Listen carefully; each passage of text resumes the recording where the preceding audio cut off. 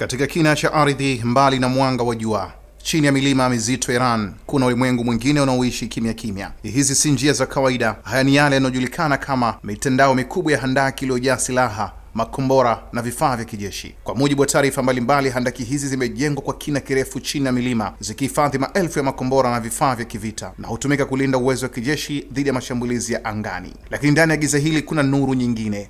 Wakiwa ndani ya handaki, katikati ya silaha nzito, wanajeshi hawa husimama, wanapanga swafu na kuanza ibada tukufu ya swala. Hakuna msikiti, hakuna minara, hakuna mazulia mazuri, lakini ipo imani. Hapa ndipo ujumbe mkubwa unapojitokeza. Swala haina mipaka ya mahali. Si lazima iwe ndani ya msikiti, si lazima iwe katika mazingira mazuri. Mtume Muhammad, rehma na amani ziwe juu yake, alisema alifanyiwa ardhi yote kuwa ni sehemu ya kuswali.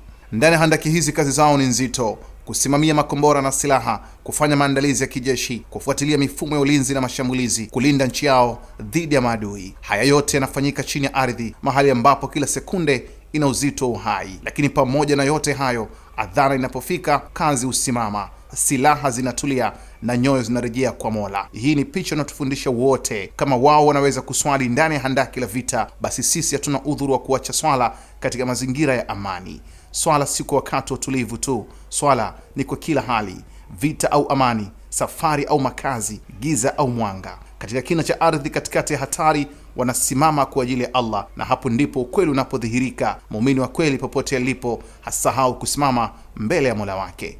Abdullah Mashi, Kishki TV. Kishki TV, nuru ya dini yako.